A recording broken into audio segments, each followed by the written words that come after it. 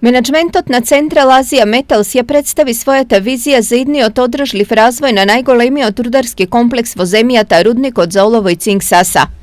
Импресионирани сме од досегашните достигнувања на рудникот Саса, од неговиот потенцијал за понатамошен развој, како и од посветеноста, искуството и знаењето на вработените, што е уште еден показател за квалитетот на техничкото образование и експертизата во областа на рударството во Македонија.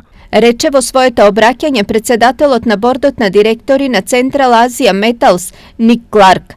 Кларк потенцираше дека компанијата како нов сопственик ќе продолжи да вложува во развој на рудникот преку примена на современа технологија и најдобри меѓународни практики и стандарди во рударството, при што особено ќе се води сметка за здравјето и безбедноста на вработените, како и за заштитата на животната средина.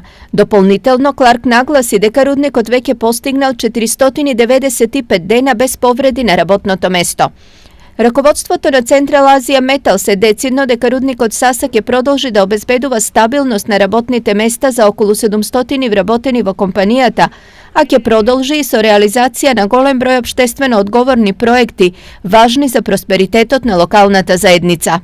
Како тим составен од професионалци за рударство, нашата определба е долгорочно да го развиваме рудникот Саса и со тоа да придонесеме за развојот на македонската економија, застапувајќи го концептот на општествено одговорно рударство.